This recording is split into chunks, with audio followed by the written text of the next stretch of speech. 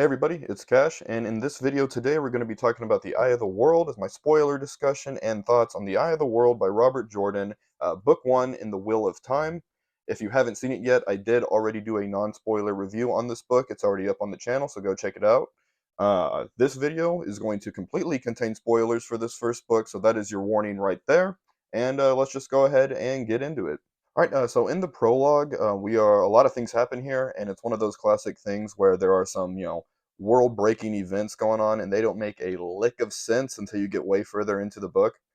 In it, we do meet Luz Theron Telamon, the dragon. Sorry if I said his name wrong there. And he has just lost his damn mind and butchered all of his friends and family, it seems. And doesn't even kind of realize where he is or what he's done at this point. Um, because of his use of magic that exists here in Robert Jordan's world. The magic is one of those things that even after finishing the book, it really doesn't still make a whole lot of sense, especially so after reading the prologue the first time. Going back and checking it out after finishing the book, though, in retrospect, um, I will say, I mean, the whole time it still doesn't fully explain why he lost his mind or why men lose their mind, but it does set up the whole rule of law. It does do a good job. It does foreshadow the rule of law where only women are able to use the magic in this world, and any men who use it are likely going to go mad. So they are either hunted down and killed or put through some sort of treatment where they are sapped of their power. I still don't fully understand that part yet, but I'm sure it'll make sense as I keep reading the series. Anyway, back to the story of the prologue itself, and the dragon is in there chilling with all his dead, friends and family, not realizing what's going on. And then I don't know if he's confronted by the Dark One himself, or if it's one of the Forsaken. I'm not really sure on that, but it's one of them that kind of snaps him out of his haze that he's in, and then he realizes, oh snap, what have I done? I've killed everybody I love. He's overwhelmed by the grief, runs off, and blows himself to smithereens. After the prologue and the main story starts, we are introduced to our main character, Rand al'Thor. I said it in my review, and I'll say it again here. I was surprised at first to see how much Rand dominated these POV chapters throughout the book, and it starts right here at the beginning. I figured that'll change a bit probably as the series progresses, but I kind of figure he's pretty much just going to be that guy. Anyway, the story starts with Rand and his father Tam journeying from their farm to Edmund's Field for the end of winter festival, I believe. We do get our first little taste of evil right away. As Rand is still journeying to the town, he does see one of the half-men right away, or one of the Dark Riders. He's just some random guy wearing all black. The wind doesn't move his cloak, can't see his face, but he can just feel hatred radiating from him. They arrive in town, and then Rand learns from his two buddies and fellow main characters, Matt and Perrin. They have also seen this Dark Rider. Um, he also learns that their small town has sort of seen an influx of visitors in recent days, which is very rare because, sort of as Robert Jordan describes it, this village is kind of the furthest thing from everybody else on this planet. At first, they think the Dark Rider could be one of these strangers in town, but after they meet Moraine and Lan, that theory quickly goes to bed. They have a short conversation with them, and it's kind of obvious that they aren't the Dark Rider. The other stranger in town is a gleeman named Tom Maryland, and it is obvious he isn't the writer either, so it leaves Rand and the others a little bit confused. A peddler, Peyton Fan, he arrives in town and brings news that a war has stricken the land, and another false dragon has risen up and is causing problems. After spending most of the day at Edmund's Field, Rand and Tam return home, and this is when shit hits the fan. They are attacked by Trollocs out of nowhere, and when all hope seems lost, Tam, out of nowhere, pulls out a sword that Rand seems to have no idea he even had. Um, Tam is able to kill a few Trollocs, but in the conflict, he is also injured himself. And Rand knows that the only thing he can do to treat him is to try and get him back to the village. So he struggles throughout the night to try and get him back to Edmund's Field so that the Wisdom, Nynaeve, can try and heal his dad. But speaking of that, as he's traveling over there, Tam, in his injured state, starts, rumbling to himself. He starts saying things that Rand is adopted and not his real son, which explains kind of why, in the beginning portion of the book, it explains why he looks so much different than everybody else. Rand decides to ignore that and says, "No, no matter what, he's my dad. I love him too much. No matter what happens, he's my dad. I don't care." He gets back to Edmund's Field and discovers that, oh crap, it was also attacked by the Trollocs, and it was actually Moraine and Lan that helped step up and save half the village. She reveals herself to be an Aes Sedai, and Lan is her warder. Rand takes his dad to Nynaeve to try and get her to heal him, but after she goes and inspects his wound, she determines that there's nothing that she can do, so she needs to go spend her time trying to heal people that are more likely to survive. So Rand, feeling without any other options, goes to Moraine and asks for help, and she taps into the power and stabilizes Tam. Moraine then tells Rand, Mat, and Perrin that the Myrddraal is likely after one of them, and that they need to leave the town if they hope to protect it. They have to go with her and travel to the Aes Sedai capital, Tar Valon. I think that's how you say it there. So they gear up to head out, and right when they are about to leave, they are stopped by Egwene, who insists that she travels with them because she is seeking to go on an adventure. Sort of a random way to get her on board, but hey, something had to happen there. Tom, the Gleeman, also hops on board. Um, Says he kind of just wants company while he travels, but he sort of just keeps finding excuses to stay with the party. After leaving the Two Rivers behind, the party is constantly harassed by Trollocs and Myrddraal the whole time, pretty much until they reach the town of Baerlon. And this is the first time. It's kind of funny. All of the Edmondsfielders are awestruck by the size of the town. The first time they've ever traveled this far in their lives. And Tom is just kind of like, "Oh, you think this is a town?" It was one of the running jokes that made me laugh every time. It's in this town. Rand meets a woman named Min who can kind of see the future ish a little bit, and she kind of sets up some nice foreshadowing for the rest of the book. It's also in Baerlon where Nynaeve comes back and catches up with them and says she left Edmondsfield to go get the boys and Egwene and bring them back home. When they tell her, nah, can't happen, sorry, she insists that she then go with them. So she joins the party. They're forced to leave Baerlon eventually because the bad guys realize where they are, so they are back on the run again, and that is a theme constantly throughout this first book. Running, arriving somewhere, running again, traveling, and rinse and repeat.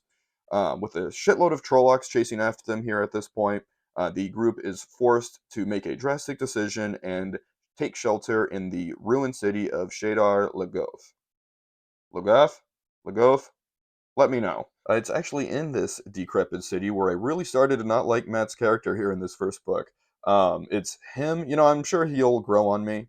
Right now, I heavily dislike him, but hey, I'm sure he'll grow on me because everybody seems to love him, so I can't wait to see what happens with him. But this is where he drove me crazy. Even before this point, he was annoying, I will say.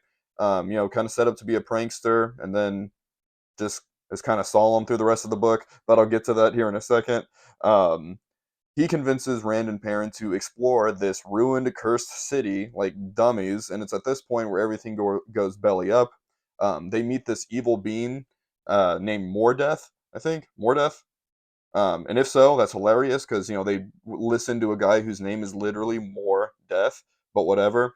He tries to entice them with treasure, and it almost works, kind of. They deny his offering, escape. Matt, like a dumbass, takes the ruby dagger with him, and it's that act that eventually turns him into kind of an addict.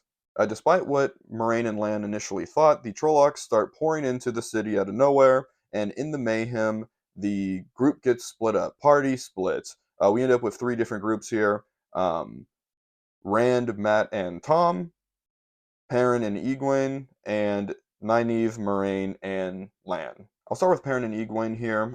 They cross the river and end up lost in the wilderness here for a little bit. They try to reach Camlin on their own because that is a predetermined spot the party knew that they were all going to go through, so that is kind of where everybody goes without saying, hey, let's kind of meet there sort of situation. But when all hope starts to seem lost for them because they're kind of starving and cold at night and, all the problems that come with survival, they are bailed out because they meet a strange man named Elias, who can kind of talk to wolves, and then he claims that Perrin can as well. And this is when I started to kind of like Perrin's character more. He's actually my favorite so far, but and maybe I'm just a dummy and a sucker myself. But wolves are just awesome, and whatever is happening here, I'm just on board for. Anyway, Elias agrees to guide them to Camlin, kind of to make sure they don't die out here. While they're traveling, they run into a group of traveling people and kind of go with them for a while. And it's this little section where I started to find Egwene really annoying, even more so in retrospect, because in this whole section, all she wanted to do is, kind of dance with the cute boy and forget about the current situation at hand here. But then, later on is kind of constantly confronting Rand about who he's talking to. But I digress. After eventually leaving the traveling people behind, Perrin, Egwene, and Elias kind of have this cool whole sequence where they're hiding from ravens. I thought that was pretty neat. Um, in the chaos of hiding from the ravens, they eventually are kind of run up on out of nowhere by a large group of white cloaks, also known as the Children of the Light. In the chaos, they kill one of the wolves that's been following them, one of the homies. In Perrin's newfound wolf glory, he freaks out and kills a few of the white cloaks himself, which then causes the white cloaks to mark him as a dark friend, and they capture him and Egwene. And we will circle back to them in a minute. Rand, Matt, and Tom hitch a ride on a boat down the river, and it's this section where Tom kind of takes the mentor role on Rand and Matt. He teaches them a few of Gleeman tricks. He teaches Rand how to play some instruments, teaches Matt how to juggle. Um, so that's pretty cool. They eventually get to White's Bridge, and it's there where they are attacked by another halfman, of course, and it's in that fight where Tom throws himself at the half-man and tells Rand and Matt to run, try and escape, get to Camlin in one piece. They kind of, I don't know if it's supposed to believe Tom is dead here, but it's kind of obvious he's probably not. At least, I mean, I hope he's not. I mean, come on. No body, no death, right? No crime. I think, I'm not sure, correct me if I'm wrong, I think Moraine might even say later on that she thinks he's alive. But hey, Rand and Matt hit the road to Camlin, and they are dodging dark friends and all sorts of chaos the whole time. At one point in one of the conflicts, Rand actually accidentally calls down lightning here. Oh, who could the dragon be? Calls down lightning, doesn't even realize it, and honestly, the first time reading it, it's sort of vague what happened also. Kind of vague to the reader exactly what happened, but that is what happened. And also worth noting here, this whole traveling circus thing that Rand and Matt are doing here went on a little bit way too long for my liking. I get it. I understand what he was trying to do by setting up the constant problem of, evil being everywhere around every corner. And then later on, we realize that they're tracking Matt with the dagger and all that. I get it, but still went on too long for my liking. With Moraine, Lan, and Nynaeve, not a lot really happens with them during this section. One thing we do learn, Moraine kind of does explain that she believes both Egwene and Nynaeve have the abilities to channel the One Power, so that'll be cool to learn about there.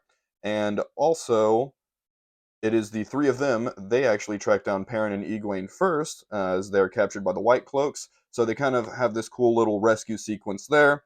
One of the cooler scenes in the book, in my opinion. Even the wolves help them escape a little bit, which is always a good time there. And now some of the party is back together. Rand and an increasingly douchey Matt eventually make it to Camlin, and it's here where Rand becomes friends with an Ogier named Loyal, and he becomes one of our lovable party members later on.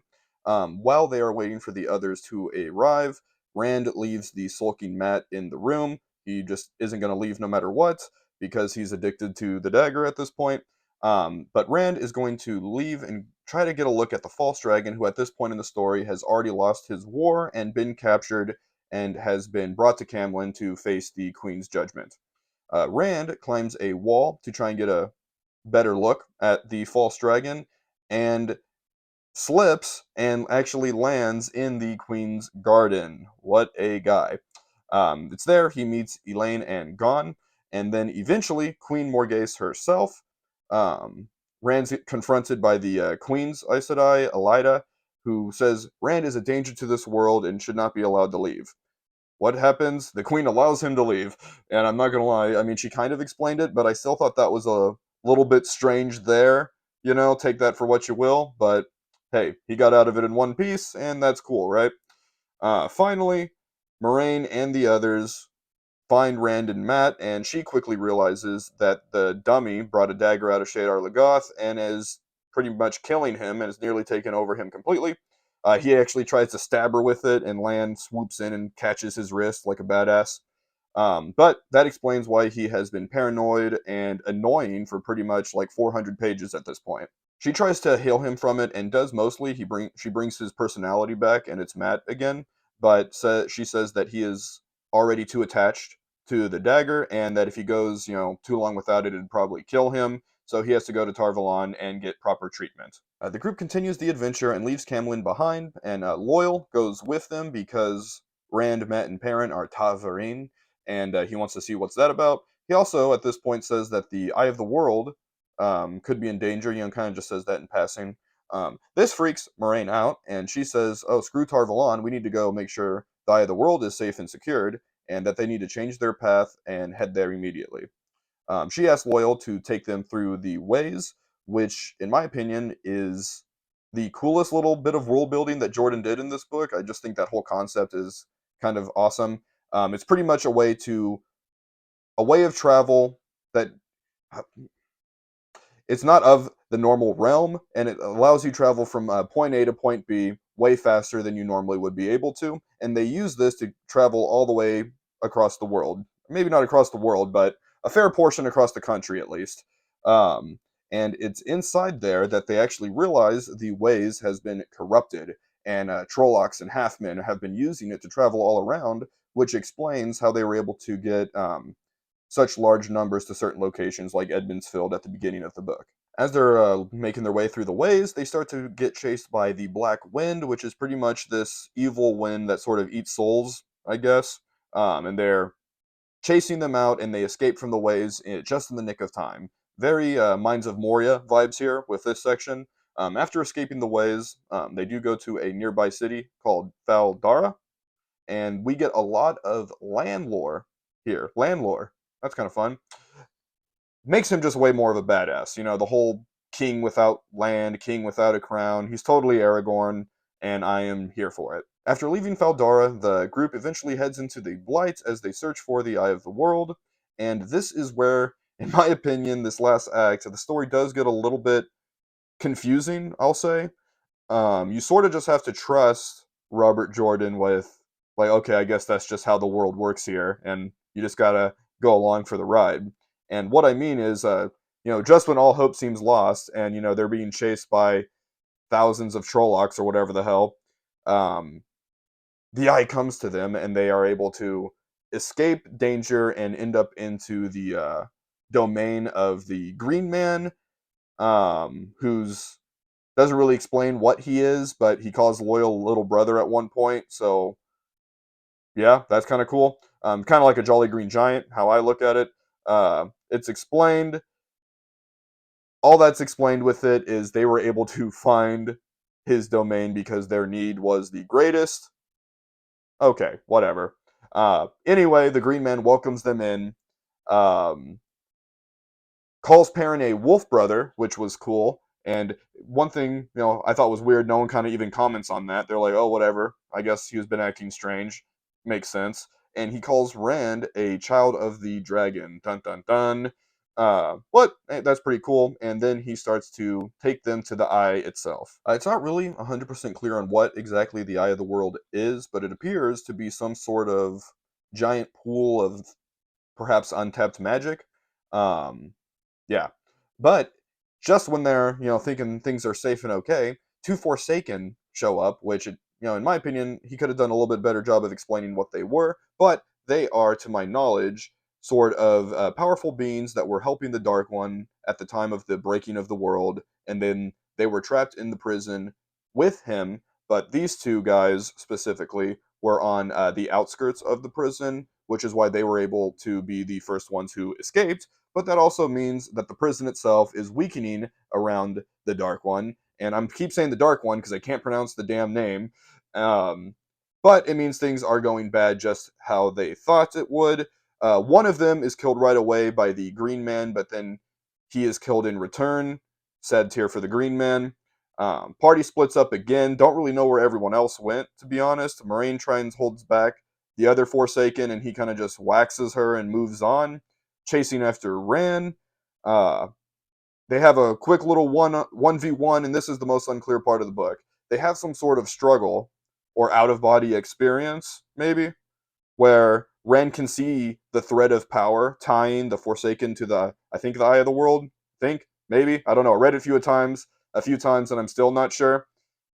They struggle for the power. Rand gets it for himself, and in that struggle, I don't know if he obliterates the Forsaken or if since the Forsaken lost the power, it just crumbles. He crumbles within himself. Rand then is confronted by the Dark One, or at least a version of him, and they fight each other, and he is able to defeat him with his newfound power. Again, I don't think this was exactly the big bad guy in all of his glory, but it was a smidgen of his power, and Rand was able to send him back from whence he came, defeating him for now.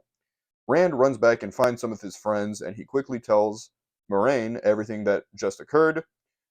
Says he's nervous, and rightfully so, because he's like, "Am I going to lose my mind? Am I going to go crazy? Am I going to kill all my friends and family? What's going to happen to me?" And Moraine really has no idea and just says, "Maybe, maybe not. I don't know, but we can find out together." But she also tells him to not tell the other boys, so I already know that is going to cause some troubles going forward. While Rand was telling Moraine everything that happened, Nynaeve, Egwene, and Lan were also there. The others, Matt, Perrin, and Loyal, were going to check out the Eye of the World, which was drained and left empty, except for a few key treasures, which they bring back. And Moraine says one of them is the Horn of Valir, and that it needs to be taken to Ilion. The last thing we see in this book, in this first book, is Rand and Egwene out on a balcony of sorts talking to one another, consoling one another, and whatnot. And Moraine, like a sneaky girl, is eavesdropping on them. And it is revealed, of course, that Rand al'Thor is our dragon reborn. Alright, man, that was a lot. Sorry if I missed certain plot points you were looking for in this book, but in my opinion, I think I handled all of the major ones there. If you were looking for more of a breakdown of the writing, I kind of do that more in my non-spoiler review. So again, please go and check that out. I kind of go talk about more of the ins and outs of the book itself rather than just the story like I did here in this video, in this spoiler talk.